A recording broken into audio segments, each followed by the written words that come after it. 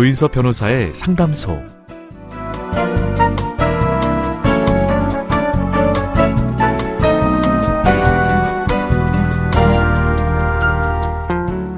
어서 오세요. 기다리고 있었습니다. 무슨 일이 있으신가요? 편하게 말씀하세요. 제가 들어드리겠습니다. 속 시원하고 정확한 자문으로 법률 문제를 풀어드리는 조인섭 변호사의 상담소, 지금 바로 문을 열겠습니다. 저는 조인섭입니다.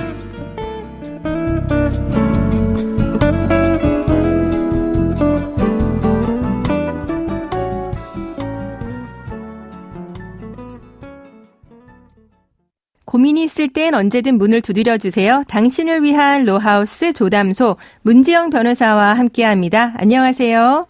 안녕하세요. 법무법인 신세계로 문지영 변호사입니다.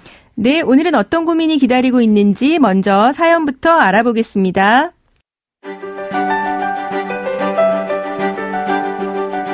저는 남편과 5년간 연애한 끝에 결혼을 했고요. 지금은 임신 중입니다. 남편도 저도 아이를 좋아하기 때문에 정말 행복했습니다. 건강한 아기를 만나게 될 날을 손꼽아 기다리던 저에게 이런 일이 벌어지게 될 줄은 정말 몰랐습니다. 남편이 술에 취해서 집에 늦게 들어온 날이었습니다. 남편의 휴대폰으로 계속 문자가 오길래 누가 밤늦게 문자를 보내는지 확인을 해봤습니다. 그런데 알고 보니 유흥업소에서 일하는 여자였습니다. 남편은 그 여자에게 데이트 신청을 했더라고요. 저는 남편을 너무 믿고 있었기 때문에 남편이 술이 깰 때까지 기다리기로 했습니다. 그런데 이튿날 남편이 했던 말은 저를 무너뜨렸습니다. 남편은 임신 중인 제가 친정에 자주 갔기 때문에 외로운 마음에 유흥업소에 가게 됐고, 유흥업소에서 일하는 분이 가끔 연인처럼 만나서 데이트를 하자고 제안했을 뿐 아무 일도 없었다고 발뺌했습니다.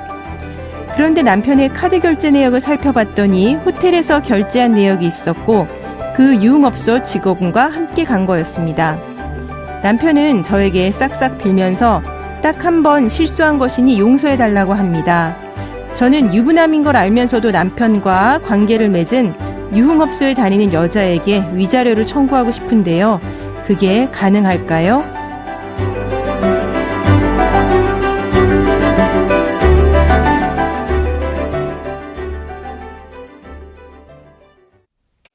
네, 임신한 상태에서 그런 일을 겪으시다니 사연자분이 너무 힘드실 것 같습니다. 우선 사연자분은 이혼 자체는 생각은 하지 않고 유흥업소에서 일하는 여성을 상대로 위자료 청구 소송을 이제 생각을 하고 계신 것 같아요. 이게 가능할까요? 네, 유흥업소에서 일한다고 해서 부정행위의 책임에서 벗어나는 것은 전혀 아닙니다. 배우자가 있는 사람이라는 점을 알면서도 문자 메시지를 주고받고 네. 친밀한 관계를 형성하고 성관계까지 가졌다면 이는 부정행위를 한 것으로 볼 수 있습니다. 네. 이로 인해 사연자는 정신적인 고통을 받았음이 명백하기 때문에요. 그로 인한 손해배상으로 위자료를 지급받을 수 있을 것 같습니다. 네. 만약에 그 유흥업소 직원이 업무의 일환으로 사연자분의 남편을 대했을 뿐이다라고 말한다면 그런 경우는 어떻게 될까요? 네, 보통 이런 상간소송을 당한 입장에서는 유흥업소 종업원이기 때문에 업무상행의 일환으로 친밀한 관계를 형성한 것에 불과하지 네. 교제한 것은 아니라고 주장하는 경우가 많습니다. 네, 그렇죠. 예. 하지만 유흥업소가 아닌 외부에서의 만남이나 성관계가 있었다면 이를 통상적인 부정행위와 달리 보아야 할 이유가 전혀 없기 때문에요. 그런 주장은 받아들여지지 않습니다. 네, 그러면은 사연자분은 그 유흥업소 종업원에게 위자료를 청구한다고 하셨는데요. 이때 이 위자료는 어떤 방식으로 책정이 될까요? 네, 부정행위를 원인으로 한 손해배상 책임의 범위는 그 부정행위의 내용, 기간, 그리고 그 정도, 그리고 원고의 혼인기간 및 가족관계나 부정행위가 원고의 혼인관계에 미친 영향 등을 기초로 하여 정해집니다. 네. 유흥업소 직원이라고 해서 위자료 액수가 감액되는 것은 아니지만 만남이 지속적이지 않고 일회성에 그친 경우라면 그 부정행위의 기간이나 정도를 고려해 볼 때 비교적 적은 금액이 인용될 수도 있겠습니다. 네, 그러면은 대략 얼마 정도로 예상을 해볼 수 있을까요? 글쎄요, 통상 인정되는 위자료의 액수가 2천만 원에서 뭐 3천만 원 정도인 점에 비추어 본다면, 네, 그렇죠. 네, 일회성 만남이라면 1천만 원이나 1천만 원 이하에서 위자료 액수가 결정될 가능성도 있겠네요. 네. 그러면은 사연자의 남편분이 유부남이라고 하는 거를 알면서도 이제 부정행위 했다. 이런 부분은 위자료에 반영이 되지 않을까요? 네, 부부 공동 생활에 미친 악영향의 정도가 현저하고 먼저 적극적으로 외부에서의 만남을 제한한 사정 등을 주장한다면 위자료의 액수는 높아질 수도 있겠습니다. 네. 사실 부정행위를 하지 않아야 할 성적 성실 의무를 위반한 것은 남편이기 때문에요. 남편에 대한 비난의 가능성이 적다고 할 수는 없지만 배우자가 있음을 알면서도 유흥업소 직원이라는 점을 오히려 이용해서 적극적으로 성적 관계를 유도한 것이 드러난다면 유흥업소 종사자라 하더라도 손해배상 책임은 높게 인정될 수 있습니다. 네, 그리고 어쨌거나 이 상간자 소송에서는 이제 유부남, 유부녀라고 하는 거 알면서도 만났어야 되는 거, 예, 그래야 인정이 되는 거겠죠. 그러면은 이제 사연자분의 경우는 임신한 상태에서 남편의 부정행위를 이제 알게 됐는데 그런 일은 일어나서는 안 되겠지만 만약에 그 충격으로 유산 등을 하게 됐다. 그러면은 이런 경우에는 위자료 액수가 달라지거나 뭐 따로 보상을 받을 수가 있을까요?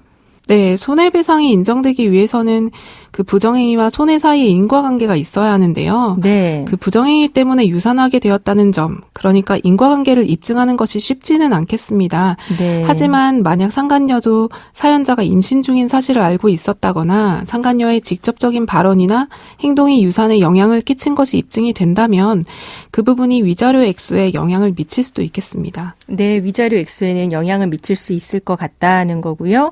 그러면은 남편이 유흥업소에 자주 가는 게 지금 뭐 이 사연자분의 경우는 재판상, 그러니까 이혼은 생각하고 있지는 않지만, 예, 그 부분이 재판상 이혼 사유가 되는지도 좀 이야기를 해주시면 좋겠습니다. 네. 혼인 기간 동안에 유흥업소에 자주 출입하고 다수의 유흥업소 종사자와 함께 시간을 보낸다거나 연인 관계에서 있을 법한 부적절한 내용의 연락을 주고받았다면 비록 성관계에까지 이른 경우가 아니라 하더라도 이는 부부간의 정조음에 충실하지 않은 부정행위에 해당할 수도 있겠습니다. 네, 이 부정행위는 굉장히 넓은 개념이잖아요. 그죠? 네, 그렇습니다. 그래서 남편에게 유흥업소에 자주 출입하는 습성이 있고 이를 이유로 자주 외박한다거나 가정의 소홀함으로 인해서 결국에는 혼인관계가 회복할 수 없을 정도로 악화되었다면 이는 당연히 재판상 이혼 사유에 해당한다고 볼 수 있습니다. 네. 그래서 남편의 잦은 유흥업소의 출입으로 혼인관계가 파탄에 이른 사실이 입증이 된다면 재판상 이혼 사유가 될 수 있기 때문에 이때 아내는 남편에게 혼인 파탄의 책임을 물어 위자료 청구를 할 수 있겠습니다. 네, 그리고 뭐 재산분할 같은 경우 할 게 있으면 재산분할도 가능하고 아이 같은 경우 친권 양육권도 사연자분에게 불리할 것 같지는 않습니다. 그럼 지금까지의 상담 내용을 정리를 해보자면 사연자분은 임신한 상태에서 남편분이 유흥업소 직원과 부정행위를 저지른 사실을 알게 된 거죠. 그래서 그 직원에게 위자료 청구를 하고 싶다고 하셨는데요. 상간자 위자료 청구가 이제 가능해 보이기는 하고 부정행위 내용과 기간 그리고 부부 생활에 미친 영향 정도를 다 따져서 위자료 액수는 이제 정해질 것 같다라고 이야기를 해주셨습니다. 네, 그럼 조인섭 변호사의 상담소는 여러분의 사연을 기다리고 있습니다. 문지영 변호사가 사연 보내는 방법을 알려주세요. 네, 인터넷 포털 사이트 검색창에 YTN 라디오 조인섭의 상담소를 입력하시고 홈페이지에 들어오셔서 상담 게시판에 글을 남겨주시면 됩니다. 연락받으실 전화번호도 함께 적어주세요. 네, 감사합니다. 지금까지 문지영 변호사와 함께했습니다. 네, 감사합니다.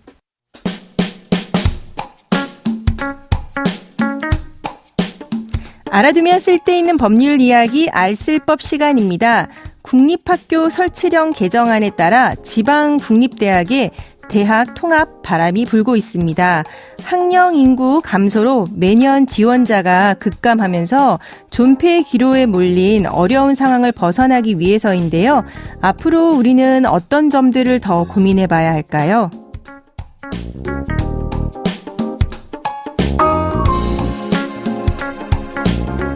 교육부는 지난달 31일 국립학교 설치령 개정안을 입법 예고했습니다.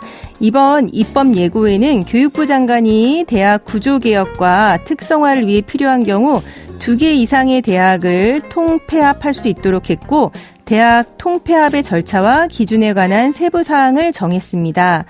이번 개정안에는 13개 국립대학이 신청한 교명 변경을 일괄 허용하는 내용도 포함되어 있는데요.